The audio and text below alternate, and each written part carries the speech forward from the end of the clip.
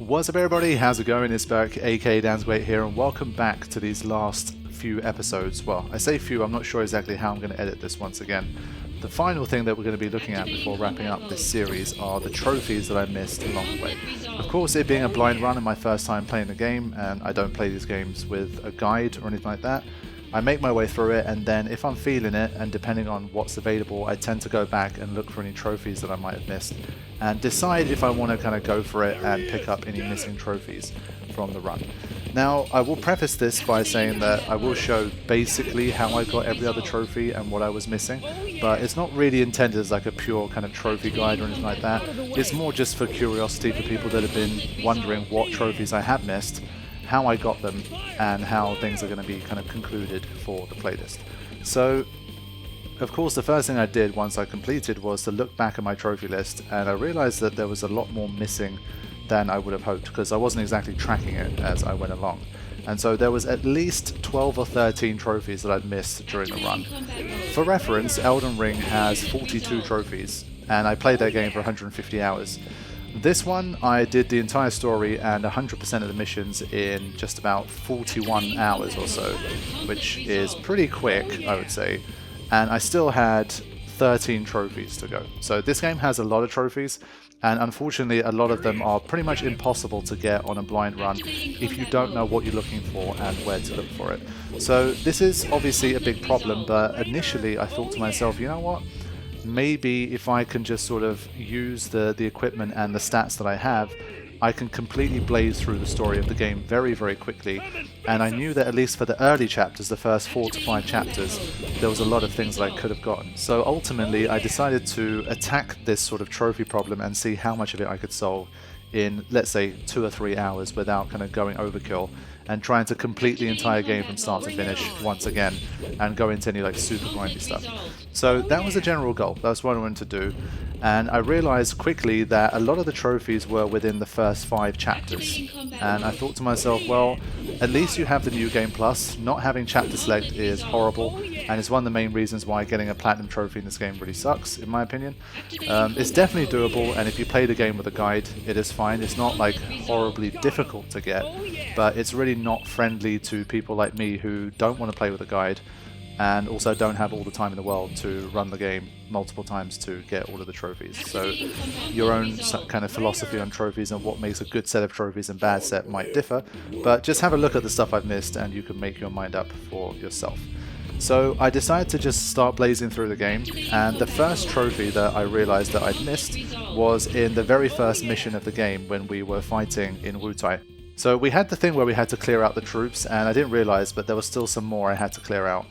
And so with that one, obviously it was very easy, just kind of fire up the game again. I'm completely ridiculously OP, and I'm doing it on normal difficulty anyway, because obviously why waste time with harder difficulty? And so I redid the Wutai mission, skipping all the cutscenes, just spamming electrocute. I'm not actually going to show like kind of bit by bit everything I did, but I'll give you the general idea of what I did and the result. So taking out all of the Wutai troops, and if you manage to do a run in which you kind of go back and you don't just proceed as soon as you've got to the end of the path, and you do take out every individual kind of soldier, then you will be able to get the trophy. So I'll show you like a very quick, highlighted, abridged version of the encounters that I faced, and so you'll be able to see what I fought and what I had to do in order to get this first trophy in my kind of sweep up of everything that was remaining. So that was the first trophy that was missing, Hero of the Wutai War. Once you get the right phone call from Lazard, you'll know that you've got the trophy, and it will pop, and then you can continue along the path. So for Chapter 1, that was the main one I needed to get, and from here I'm going to skip on to Chapter 2 and the Benora treasures. This one, once again, I'll show you visually where all the treasures were. You had to make sure, obviously, you touched all of the sparkling things and then basically make sure you revisit them during that countdown thing. Honestly, I don't think this was the most efficiently done item thing in the world. It was a bit confusing to me when I first came across it, but I mean, it is what it is, and this is what you need to do to get the trophy. And 1 or 2 of them are in slightly more kind of awkward, less obvious locations that you might not see. There's 5 of them to get, and during the countdown it's not that hard to kind of make sure that you go to all of them and pick them up as you go along. While I was doing this, when I realized that I got to a specific area that had like that had a trophy there, I made sure I put in a save beforehand, so that if I did screw something up, because a lot of these trophies are a one-time thing, so if you mess it up, then you'd have to kind of restart the game again. So I started to make a save basically before every trophy popped, just to make sure that I had a backup if things went wrong. So it's definitely a good idea to do that, and to also like reload the checkpoint if you've messed up, because as you're going to see, there's definitely plenty of trophies where that can happen. So that was the next one that I picked up. Now, of course, in Chapter 2, people who know the game well will know that there was another trophy that I missed, and this one was for slicing the Shinra shells that were coming towards Zack. And again, it's unforgiving, you get one chance to do it, and there is no kind of retrying it. So if you're not aware that you have to get all of them for the trophy, and you just kind of proceed onwards anyway, then this is a missable trophy. So you have to be careful, have a save before it, or reload the save to make sure that you can get them. But you have to make sure you basically slice every single one successfully. So I redid this the second time, and obviously it was fine once I'd already had practice before, and I knew what I needed to do. But the final one threw me off. So I missed the final one a couple of times, but then on the third attempt I managed to slice every single one of them properly and end up with the trophy that I should have gotten during the storyline. So this is another one you've got to make sure that you get right, because it's a one-time deal unless you're reloading previous saves. I feel like it would have been nice if the game basically at the end of it gave you the chance to do it again, but obviously it's technically like breaking the story momentum by allowing Zack to do it as many times as he wants. So yeah, I get it, but in the name of making trophy collection a little bit less annoying, I think it might be nice to just offer the player like another chance, but it's not that difficult to get once you've had a few attempts. So with this one, we move on to Chapter 3, and this was another easy one that I skipped at the time. I don't remember why I skipped it, honestly. I'd have to watch back, but whatever the case may be, there's multiple Hojo virtual data things to fight, and so yeah, if you beat them all, you end up getting a extra trophy. So I'd have to kind of look back, maybe I'll put in annotation as to why I didn't do all of these last time. But once again, this is a missable one, so if you do kind of skip them and you don't come back, then you're not going to be able to get these, so you have to make sure that you actually get them. For me, of course, this was non-factor, coming in with New Game Plus, basically, and all of the stats and everything. The fights themselves are kind of irrelevant in terms of their content. It was just like instantly taking them out because it's early chapter and I'm so powerful as well. So yeah, defeat all of the virtual training data for Hojo, and in Chapter 3 you land yourself another trophy. Now, let's begin.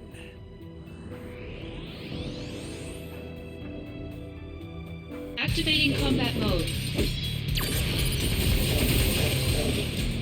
Conflict resolved. This is impossible. Were the settings off yet again? You see? That's what Soldier can do. Second-rate soldier, maybe. No, third-rate. If you truly are first-rate, then fight my next data. Prove to me that you can win.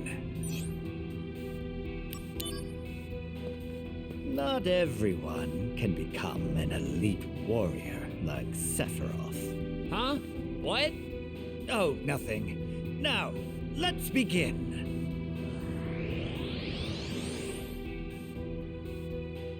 Activating combat mode. Conflict resolved. Ah, magnificent. It appears that you have the talent to become a fine study sample. Not really a talent I want. You should be proud. Samples like you only appear every 2 years or so. Yay? By the by, I have an extra special program you can fight. Interested?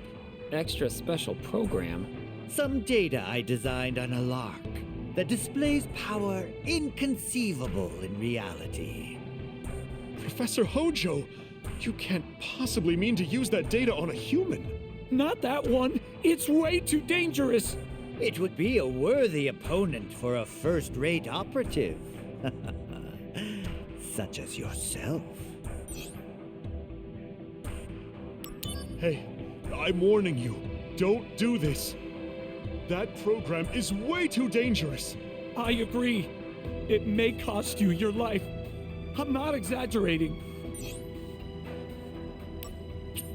Are you with the anti-Hojo lot? Get out then. I have work to do.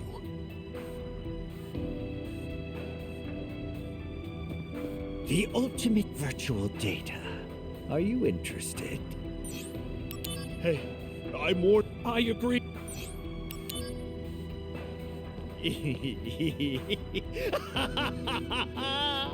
You are indeed a sample worthy of my attention. You need not worry. I will see to it that your remains contribute greatly to science. Now, my precious virtual data, prove my greatness to the entire world.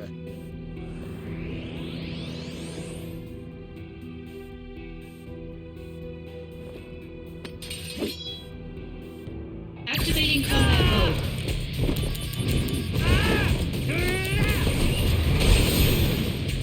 Conflict resolved.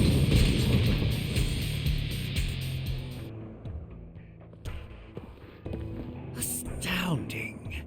This is most unexpected. Wait.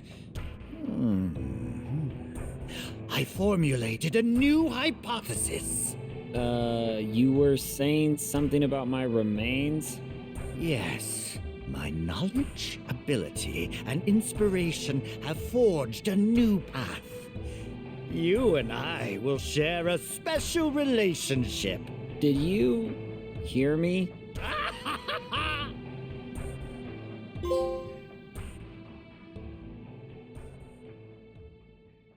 The next trophy we have is during this kind of attack on Shinra HQ. I generally, as I was escaping, I had tried to basically do my best to help anyone that was in need, and I did do it a few times, but I must have missed out on some of the people that you can save. So one of the trophies is related to basically saving everybody here, and again, it's completely missable, so if you don't follow all of the right paths and go into the right encounters, then you're not going to be able to save everybody and you'll miss this trophy. And you'll have to reload a save if you have one, and if you don't, you'll have to restart the entire game to get to this one. So again, of course the battles themselves are not important here, they're very easy, but it's kind of going out of your way to make sure you run around and find everything and get to all of the encounters. So obviously in my initial run, it's not really immediately clear where you might have to go to find everybody and to save everyone, so I did skip some unknowingly, but yeah, they're not too hard. Again, I'll be showing you here where the encounters themselves are, and hopefully with that you'll be able to see who you need to fight to get all of the trophies for this particular one in Chapter 3. And so if you do take the time and you look around and you make sure that you get into all of these encounters, you'll land yourself another trophy. And for me at least, that wrapped up the trophies that I need to get in Chapter 3, and in no time at all I was already up to Chapter 4. Conflict resolved. And so now we come to one of the most annoying and I think crappy trophies of the game. There was a lot of bullshit in Chapter 4 in the slums. It's all about like, you have to interact with this particular person, you have to do this, you have to do that. The first one I'm going to talk about is to do with perfume blending. For some reason I think it's just to do with the timings of when I tried to speak to that person, but there was the perfume blending shop, which I basically never encountered as a shop during my playthrough, and so that is a whole like trophy thing that I was missing, which is fair enough, like that one's not a problem. So I'll quickly show you guys like how that works and like the dialogue and the mixing of the perfume. Basically it's like a timing game where you have to look at the words on the screen, and the words will correspond to a certain number of drips, and you have to make sure you hit the target perfectly in order to get the trophy. So you'll see kind of what it's about as you see the footage in the background. But once you blend a perfect perfume for Aerith, then you end up getting a trophy in Chapter 4 for doing that. So that's one of the ones that I missed, and that one's fair enough. I mean, I did try to speak to this person, I'm pretty sure, but I probably spoke to her before you were able to have her as a shop. And then when she was a shop, I probably just forgot. So that's one of the kind of easy trophies here, and not a problem. All right! Good job, sir! Wow! You got it just right! It smells divine! Now, adding the oil that you used, the price comes out to this. Thank you for shopping. Come again. Here, Aerith. This is for you. A little present. Thank you. Okay, I'll take a little sniff. Wow, it smells great. Really great. Thank you so much, Zach. Oh, does this mean you're really happy with it? Yeah, it's almost too good to use. Oh, really? Well, it's all yours in any case. And now we come to what, in my opinion, is the shittest trophy pretty much in the game. And again, it's one of these where I fail to see how anyone would have got this trophy on a blind run. I'm sure there's always someone who miraculously pulled this off, like with absolutely no guide or no help at all. But I'm pretty sure that most people who played this, if they're not playing with a guide, would not have been able to get this trophy. It's called Good Match for Aerith, and basically there's a whole bunch of things that you need to do for Bruno to tell you at the end of the chapter that you and Aerith make a good couple. So I'll try to keep this brief. Again, it's best to properly consult a guide for this. There's really good written guides that you can have alongside your playthrough, but I'll just give you the gist and you can kind of understand why I think it's pretty stupid. But basically you have a hidden like affection index with Aerith, and certain actions that you take in chapter 4 will determine how many affection points you have with Aerith. You will be needing 75 affection points to unlock this trophy. Now here is apparently how you're supposed to collect these points. So let's talk about them, because I think this is kind of funny. So when you first arrive in the slums, if you speak to the 3 store owners, then you'll get 10 affection points each. So that one is pretty easy, so fine. You get your first 30 in a very intuitive and easy way. Then you have the girl with the blue dress who kind of leaves you hanging. And so you have to choose every single time to keep waiting right until the end. And if you decide not to do that, then you won't get the affection points. But if you wait every single time, by the end of it, you get 10 affection points. So you have to wait 10 times in order to get 10 more affection points. So you have 40, but you need 75. So again, this stuff you could probably do randomly, that's fine. Then you meet the kid that wants to make trades with you. So trading a single potion apparently gets you 2 affection points. So you have to keep trading with him until you score 10 points. I mean, maybe you continue trading with him, maybe you don't. But if you keep doing it, you can score up to 10 points by continuing to trade with this kid. So that's another way, we're up to 50. Then this one I find kind of funny, because you have the whole situation where you either buy the medicine for Bruno, or you fight a monster to get the wallet back. Now, I think most people would intuitively say, you know what, I think it's more Zack and more heroic and more badass to fight the monster, get the wallet back for the kid. I felt like that would be the better move. But apparently, you only get the affection points if you buy the medicine for the kid instead. So you have to make sure you have the girl for it, and then you have to buy the medicine in order to get 10 affection points. So slaying the monster gets you nothing, which is really dumb. But okay. Then if you do the materia pickup and you complete that successfully, you can get 5 affection points. And then the final thing is if you do perfect perfume blending, you can get 5 affection points for doing that as well. So you've done all of these things, but you're still not there yet. So what are you actually supposed to do here? Well, there's one thing we haven't done yet, and that's perfume blending. So you blend the perfume. If you do it perfectly, you get a +5. So we're still below 75. So apparently, to get this trophy, you have to somehow know that you need to intuitively make multiple perfect perfumes for Aerith, because you can get a +5 every time you make one. So to me, that was just complete bullshit. I really hated this trophy, and it made no sense to me. And to make matters even worse, the guide kind of messed it up, because even when I was coming back for the trophy, I wasn't exactly aware of what I had to do. I didn't realize like the buying medicine decision or trading with the kid 5 times that really affected anything.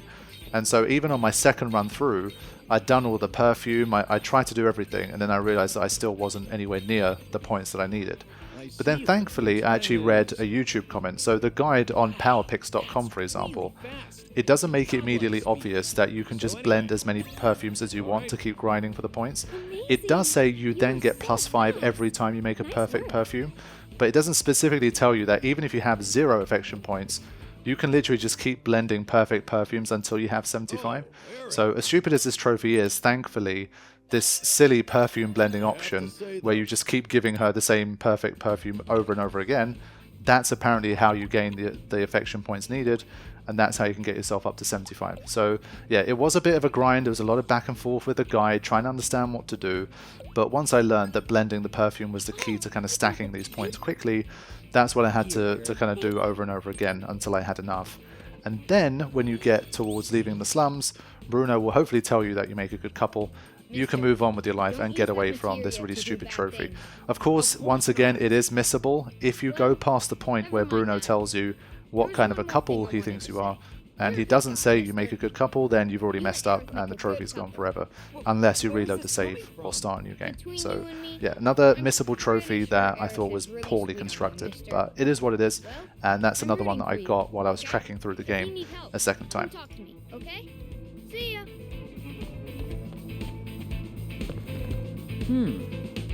Looks like I gained a lot of trust. Well, I'll hold on to this materia then.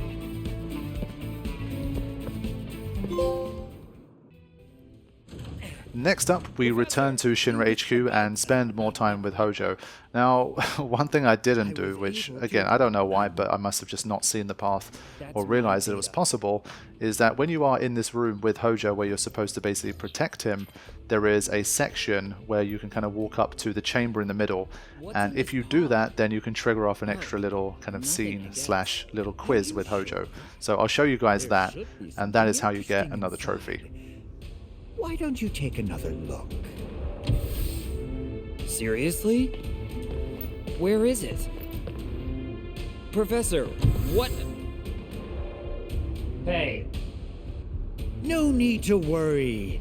It's just a simple experiment. There's need to worry! Fine then. Answer me this question. Question? Tell me, who do you admire more right now? You have to make sure you answer with these specific answers, otherwise you won't get the trophy. And once again, it's missable. If you continue from here and Hojo's gone, you can't get the trophy again. What do you think Shinra needs most, right at this moment? Which do you believe to be more fitting of soldier?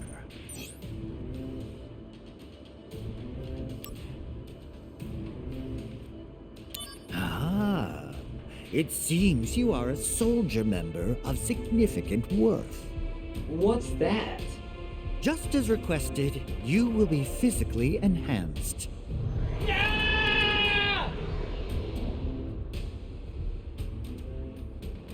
And so with that, you get yourself 1000 SP and you get a trophy called of significant worth. So that's that one. I'm not feeling as much power as I expected. Alas, those are the limitations of your cells. Or perhaps you want more at the expense of degradation, like some second-rate scientist's test sample. Then from here, there is a both very easy and potentially a little bit annoying one where you have to do the restoration with the correct timing. So I'll quickly show that one. Honestly, I don't really have a guide, and I don't think there is much of a guide to it.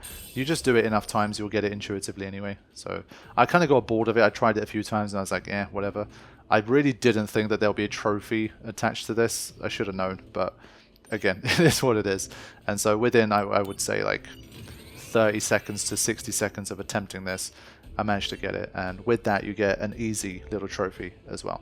So that was what I had to do with Hojo in chapter 4, and from there I could continue on to the final chapter that I thought I had to play through in order to get all the trophies that I was missing. So for this part, I think it's worth basically mentioning what my thought process was and why I eventually abandoned getting the platinum trophy. By the time I finished making the list, there were some things that I knew that I could just get by reloading earlier saves. So for example, I still had the sniper mission outstanding. That one I already had a save close by, so I could just reload that save and quickly do that one and grab the trophy. I had another one that was for all of the Genji equipment, and there was a very specific way to get that, which I'll show you later. But again, I just had to fire up a mission that I've already done, and I could get that one too. And other than that, basically all of them were from chapter 1 to 5. And so I thought to myself, okay, this means I only have to run through the first, quicker and easier half of the game. And so with that, it really didn't actually take that long to do the first half. And so that was always my plan. I thought reload the save for some of the trophies, run through the first half of the game, and hopefully that should be enough to trigger off every single trophy in the game. Unfortunately, it didn't quite work out like that. So let's talk about that particular situation. You would have heard me mention this one earlier, but it is about the fan clubs and the mail. So one thing that I definitely knew that I forgot to do, thanks to Yusul Leon, who's been watching along, my moderator from the Spear Unplugged stream, they let me know that there was, of course, the Sephiroth fan club. I got the Zack one, of course, Angeal and Genesis, but I didn't get the Sephiroth fan club. And it was something where it's not like the game is hugely populated and it's so like huge and dense that I couldn't find the NPC. I felt like I did a pretty decent job of looking around and speaking to and finding every NPC. And it turns out I was wrong, and I didn't. So later on I knew that there was at least one more fan club that I needed to join.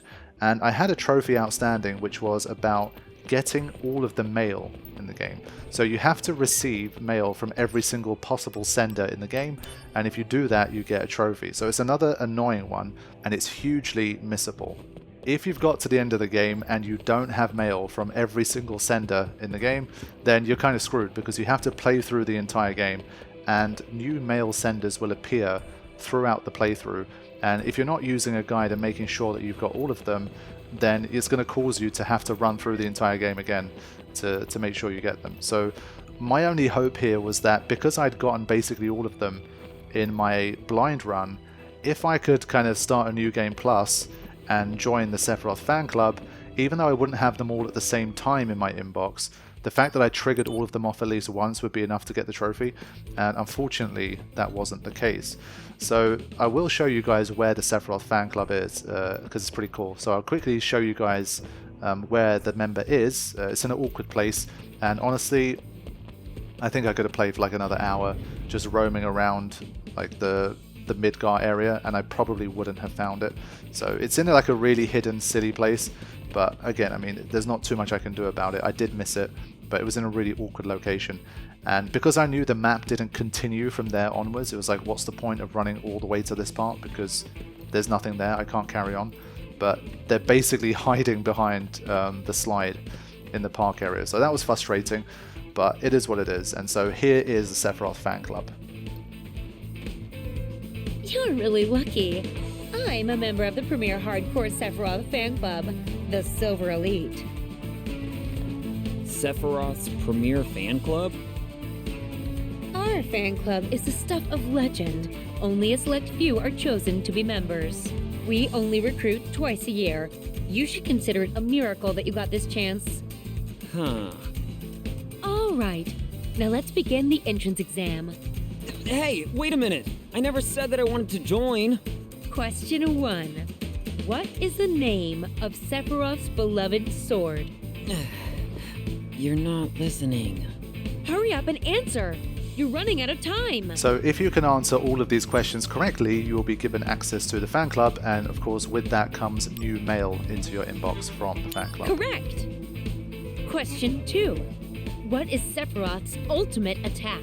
Now, there was one question here that is worth having a look at. For some reason, Omnislash is not the correct answer here. I don't know how he already had his like supernova attack established here. That felt like nonsense to me, so I definitely got that one wrong. But once you get all of the questions correct according to this fan club, then you will be allowed entry. Correct. Question 2. What is Sephiroth's ultimate attack? Correct. Question 3. Which is Sephiroth's dominant hand?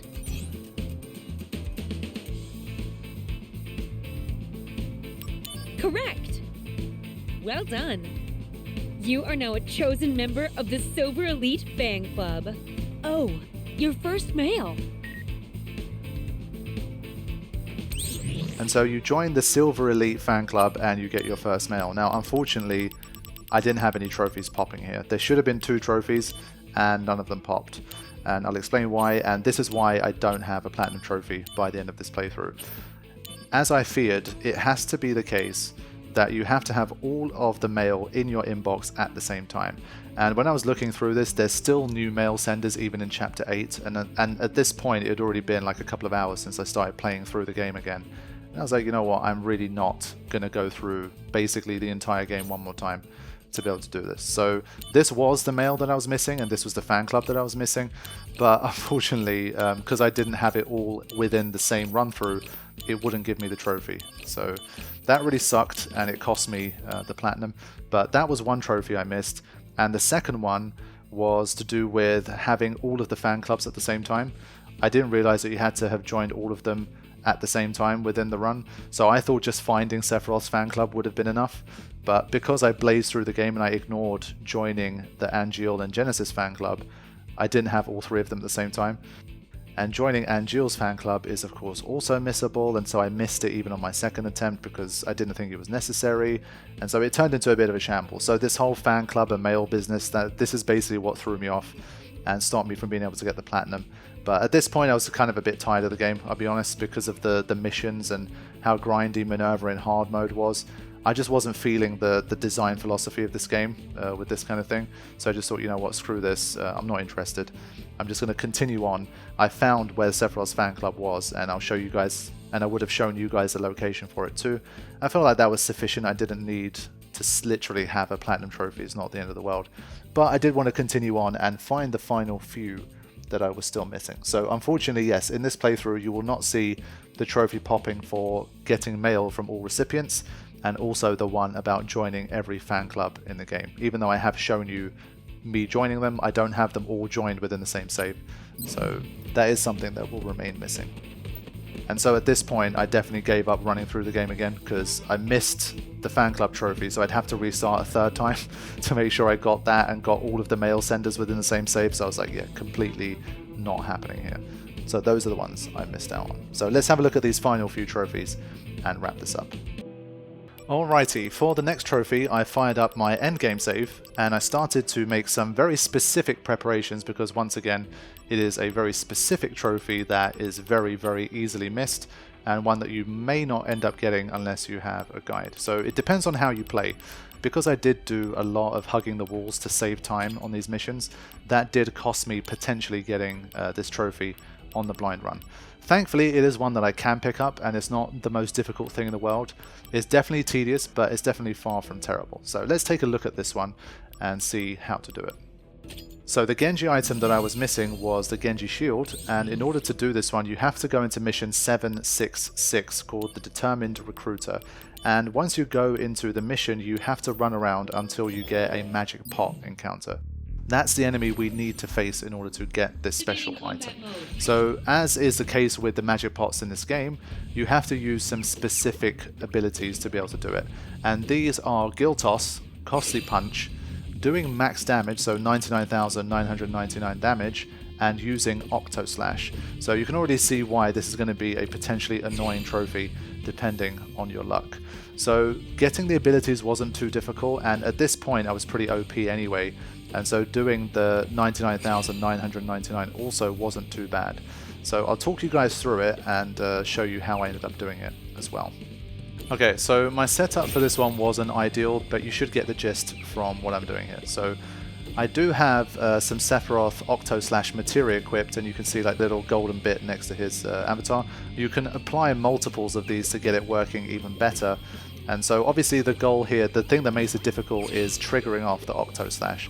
So this is why basically my strategy kind of became to take as much time as I could between the magic pots requests. So it wants you to use Gill Toss, let's say. I don't do it immediately to buy myself time on the DMW. You start to get a feel for how long you have. Let's just say you have 60 seconds.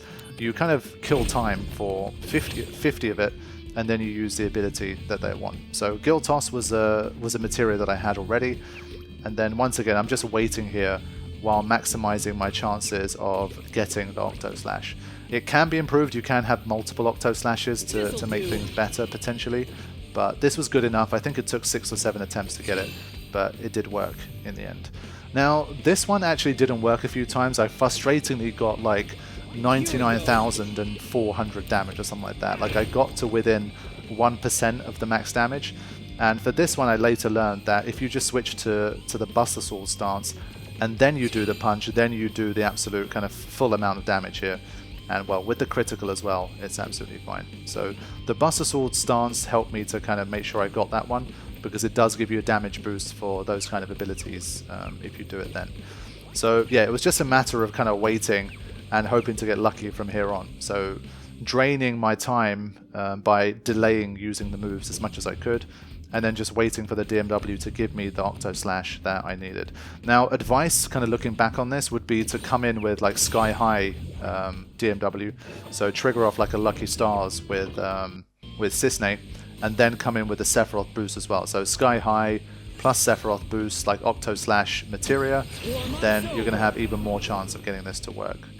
Even with all of that, it's still a bit of a luck game. You do have to wait for it. Sometimes even with all of the prerequisites in place, you just don't get the materia that you need. But hopefully, given enough time and enough attempts, you should be able to grab that Genji shield. Resolved. So this one was the first thing that I needed, but then I quickly realized that I couldn't actually get the next Genji equipment that I needed. So the Genji stuff is really annoying, but basically the next one I was missing was Genji armor.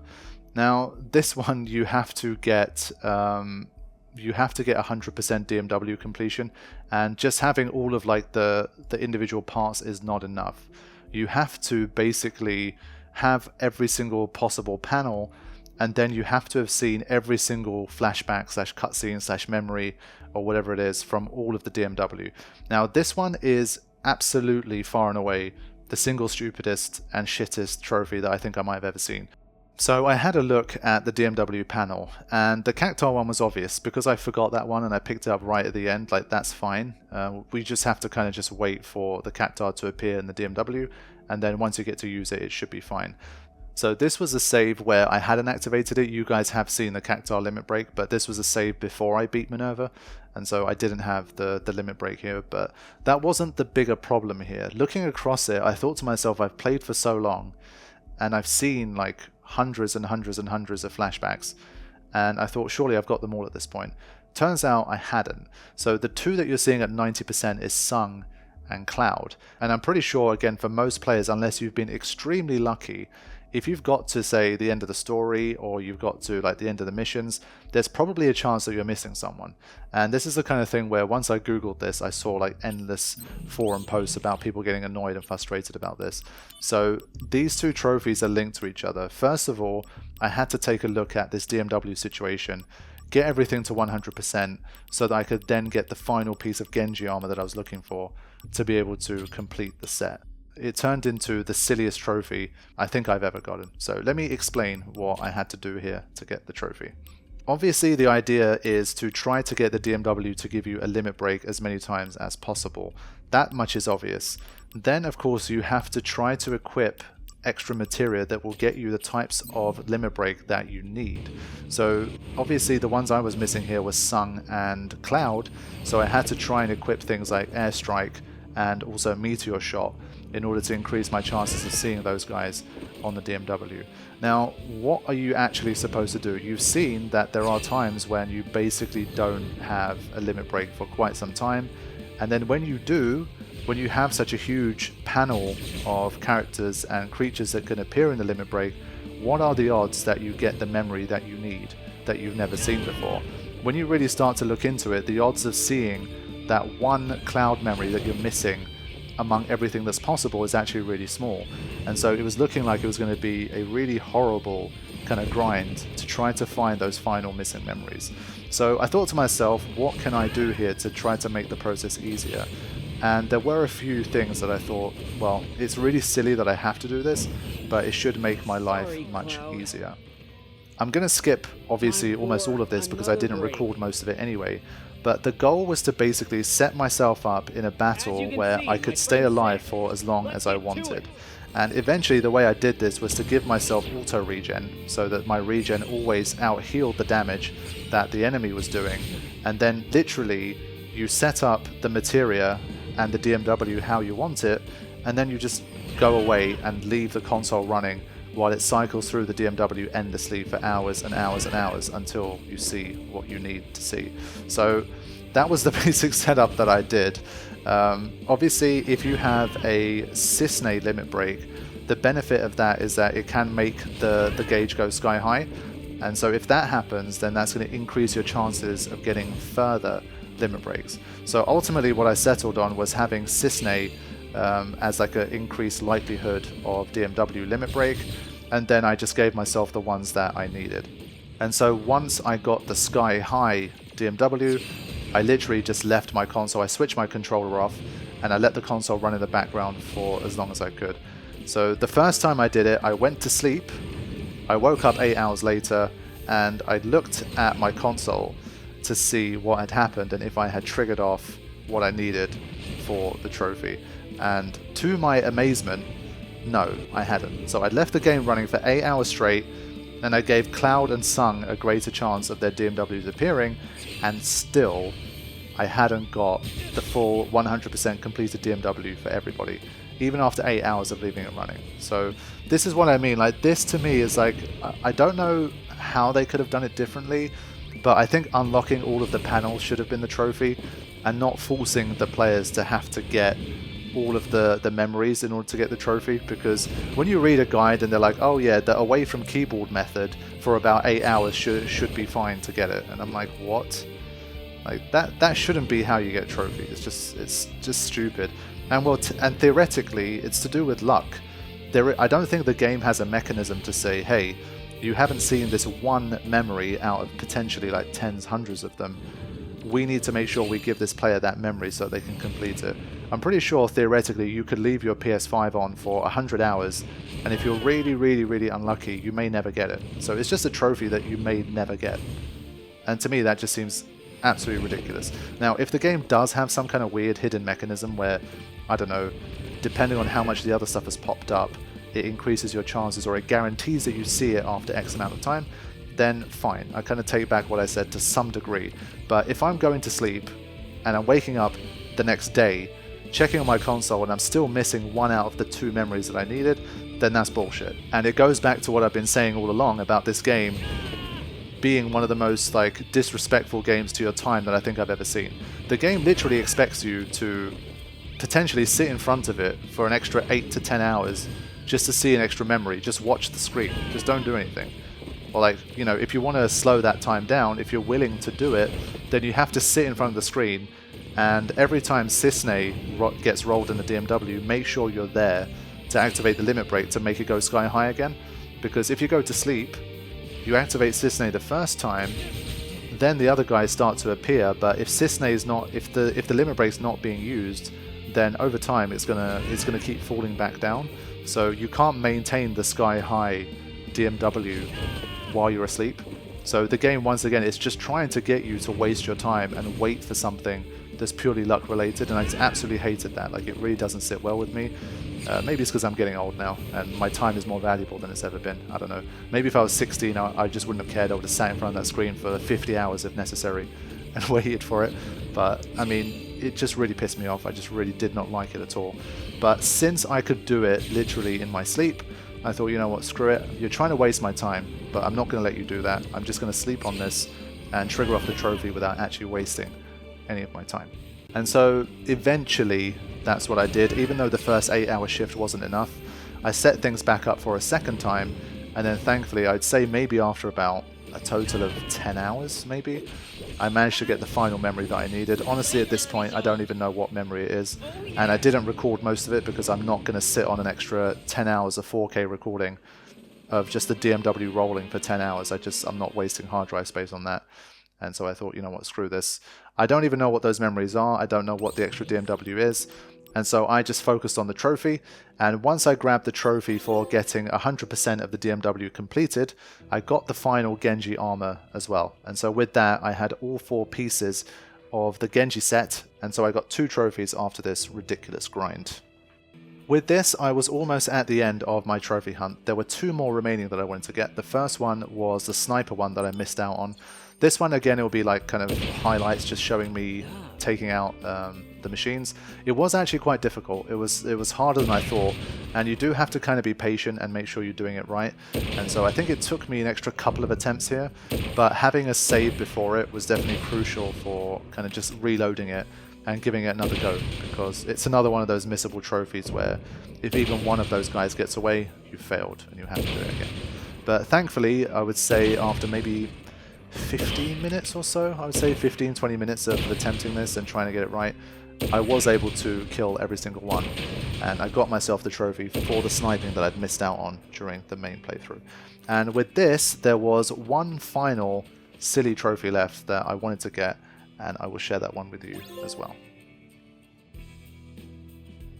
So the way this trophy works, without trying to get too ranty about it, is that apparently in this particular section of Gongaga, where this waterfall is, you have to have encountered at least 7 enemies.